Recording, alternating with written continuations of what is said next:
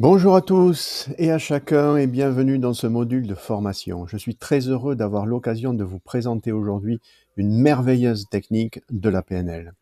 La technique du changement de croyance avec l'ancrage spatial, surnommée la marelle des croyances, est une technique importante de la PNL car elle vous permettra de changer les croyances qui sont mises en place régulièrement. Voici sans plus attendre le programme. Nous commencerons par une introduction sur la technique, puis parlerons définition et cas d'utilisation. Nous passerons ensuite à une présentation rapide et globale du protocole. Nous passerons ensuite aux détails du protocole, de la technique à utiliser, puis passerons à une démo ainsi qu'aux exercices pratiques. Et nous terminerons par une synthèse et débriefing. Tous les outils et techniques que vous avez vus durant tout votre parcours de formation vous serviront afin de bien pratiquer cette nouvelle technique. Mais voici cependant un focus sur les outils qui seront essentiels quant à la performance de cette technique. L'index de computation nous permettra d'identifier la porte d'entrée utilisée par cette technique. L'art du questionnement nous permettra d'identifier plusieurs types de croyances nécessaires à cette technique particulière. Un bon accompagnement par Milton Model nous permettra d'associer la personne de façon optimale, car la marelle de croyance est dépourvue d'ancrage. Et les techniques d'ancrage spatial, déjà vues, nous permettront d'intégrer plus rapidement le principe kinesthésique de ce nouvel outil. La technique de la marelle des croyances utilise la porte d'entrée du processus cognitif PC. Ce sont donc les pensées qui seront directement modifiées et qui auront, comme nous le savons ensuite, un impact sur les états internes et le comportement externe. Voici en guise d'introduction quelques notions de base. Durant toute notre vie, des croyances se mettent en place, se renforcent ou disparaissent remplacées par d'autres. J'ai une anecdote qui me vient en tête. Quand j'étais petit, je croyais au Père Noël. J'étais certain que le Père Noël existait et je ne me posais pas de questions. Petit à petit, le doute a commencé à s'installer et il y avait des choses qui me paraissaient étranges, comme de voir des Pères Noël à chaque coin de rue. Et aussi, comment faisait-il pour déposer autant de jouets à tout le monde en aussi peu de temps? J'ai donc commencé à douter jusqu'à ce que je me dise, le Père Noël n'existe pas. Mais qui mettait les jouets au bas du sapin alors? Peut-être mes parents? En tout cas, cela me semblait possible jusqu'à ce que j'en sois certain en découvrant, après une petite recherche, les jouets au fond du placard. Voici l'illustration d'une croyance que j'avais et qui, petit à petit, a donc disparu. Mais cette croyance aurait pu disparaître d'une façon plus radicale et rapide, car la disparition d'une croyance peut se dérouler de deux façons. Restons sur le sujet du Père Noël et imaginons par exemple que l'on surprenne son père en train de déposer les cadeaux au pied du sapin de Noël. La reconsidération de la croyance sera immédiate. Elle se fera de façon très rapide. On parle de flagrant délit. Mais il existe une deuxième façon de reconsidérer une croyance. Cela se fait de façon lente, grâce à l'installation d'un doute. Par exemple, lorsqu'on réfléchit à un sujet, que l'on franchit plusieurs étapes, petit à petit, qui nous font reconsidérer une affirmation. Cela me rappelle une anecdote, il y a 3 ans de cela. J'avais vu Jean, mon collègue de bureau, faire un tableau croisé dynamique sur Excel. Et ça avait l'air très compliqué. Je m'étais dit, je n'y arriverai jamais. Puis en prenant un peu de recul, je m'étais dit, remarque, j'ai déjà réussi bien plus de choses que l'an dernier, que Jean, l'an dernier sur le projet K2. Peut-être qu'avec un peu d'aide et un peu de temps, je serai capable de réaliser un tableau croisé dynamique sur Excel. Eh bien, l'introduction d'un doute va être utilisée dans cette technique de changement de croyance que nous allons découvrir ensemble. Vous êtes prêts? Alors allons-y. Il est toujours plus facile de donner quelques exemples assez rapidement afin de voir concrètement ce que l'on peut solutionner avec la technique. Je vous propose donc 3 exemples suivants qui pourront être solutionnés par cette technique. On prend du poids quand on arrive à la ménopause. Ou encore, le ping-pong, c'est pour les jeunes. Ou bien, je ne suis pas capable de créer un tableau croisé dynamique sur Excel. Passons au chapitre suivant afin de parler définition et cas d'utilisation. Nous en avons rapidement parlé en tout début de module. Cette technique nous permettra de traiter des croyances non structurantes, c'est-à-dire des croyances qui ont été mises en place après l'enfance.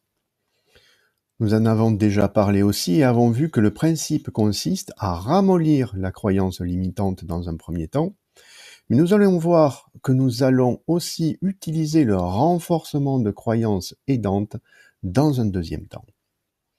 Oui, la marelle des croyances est une technique d'ancrage spatial. Nous utiliserons donc des feuilles placées au sol afin de pouvoir les utiliser comme encre. Ces feuilles seront au nombre de 6. Nous y trouverons une feuille croyance limitante dont voici un exemple. L'informatique, c'est compliqué. Une autre croyance doute, donc voici un exemple. Je doute qu'il y ait un jour la paix partout sur la Terre. Une autre croyance dépassée qui pourrait être le Père Noël existe. Une autre croyance possible dont voici un autre exemple. Il est possible qu'il y ait des formes de vie dans l'univers. Une croyance certitude qui pourrait être par exemple j'aime mes enfants ou encore la Terre est ronde. Et pour terminer, une feuille dédiée à la position méta. Passons maintenant à la suite du programme. Nous allons commencer par présenter le protocole de façon macroscopique, car nous avons toujours une meilleure vision du haut de la montagne. Nous aurons un schéma classique avec un accueil, puis un premier questionnement afin de pouvoir identifier quelle technique choisir, questionnement que l'on pourra affiner par la suite bien entendu, puis le choix de la technique à utiliser, qui sera donc ici la marelle des croyances, et nous terminerons par un pont vers le futur dissocié. Dans l'accueil, nous mettrons bien évidemment en place le rapport que nous maintiendrons du début à la fin afin d'obtenir une relation chaleureuse, bienveillante et professionnelle.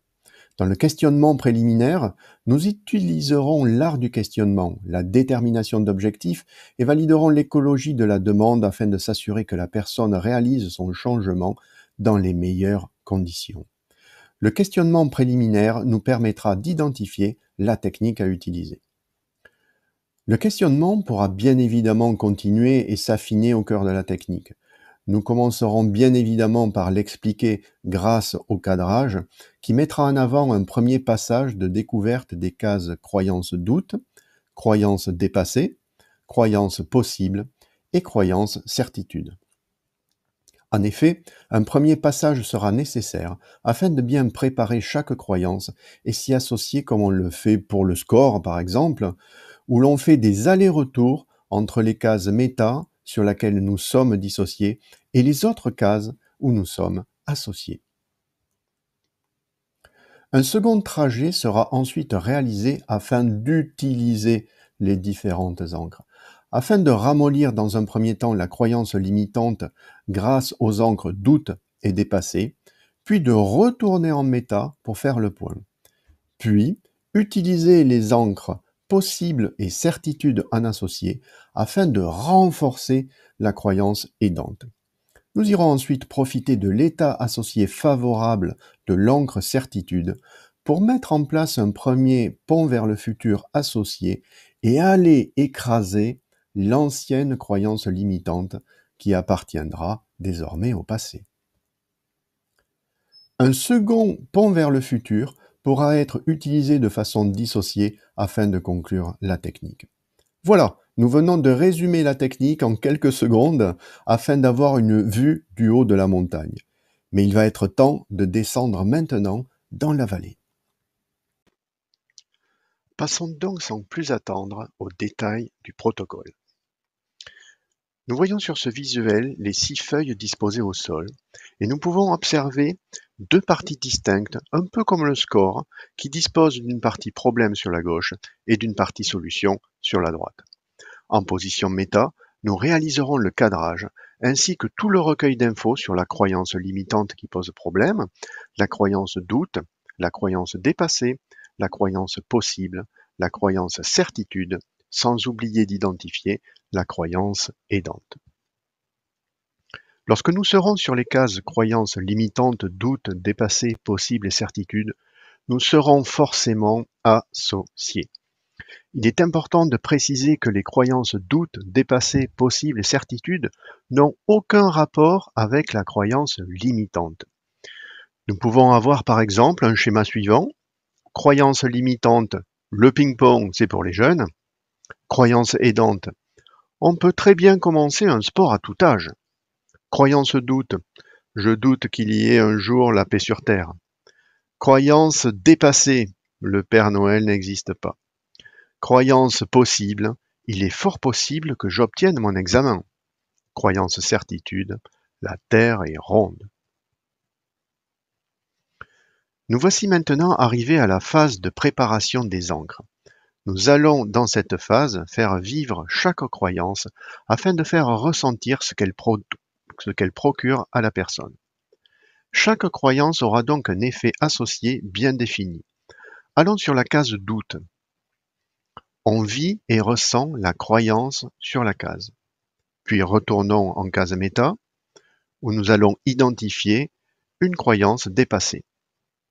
Allons sur la croyance dépassée, où l'on vit pleinement et on ressent ce sentiment lié à une croyance dépassée. Retournons en case méta et identifions une croyance possible. Allons sur la case possible, où l'on vit la croyance possible et la vit pleinement en associé. Retournons en case méta et identifions une croyance certitude. Allons maintenant sur la croyance certitude. On vit la croyance certitude et ressent ce qu'il y a à ressentir, puis on revient en méta. Ça y est, les encres ont été préparées et elles ont été pleinement vécues et ressenties afin de se les approprier. Nous allons maintenant utiliser ces cases qui se sont transformées en encres. En case méta, voici un type d'explication qui pourrait être réalisé. Tu as pleinement ressenti différentes sensations sur les cases que nous allons utiliser maintenant pour ramollir ta croyance limitante. Allons sur l'encre doute. Voici par exemple un type d'accompagnement que l'on pourrait utiliser. Tu ressens ce doute à nouveau et tu commences aussi à douter de ta croyance limitante. Tu commences vraiment à en douter et tu le ressens pleinement au plus profond de toi. Puis tu fais un pas en avant et tu ressens à nouveau cette sensation de conviction dépassée. À l'instar de ta croyance dépassée, ta croyance limitante actuelle devient elle aussi dépassée et tu le ressens pleinement au plus profond de toi-même. Cet exemple d'accompagnement était juste là pour vous donner une idée de ce que l'on peut réaliser, mais l'accompagnement sera bien évidemment spécifique à la personne que nous accompagnerons. Nous terminons donc en case méta afin de faire le point et voir comment cela s'est passé pour la personne accompagnée. Une fois le point fait, continuons. Nous en ferons de même cette fois pour renforcer en utilisant les encres possibles et certitudes. Nous enchaînerons les deux encres en passant de l'encre possible à l'encre certitude. Nous passerons plus de temps sur l'encre certitude afin de bien intégrer la nouvelle croyance.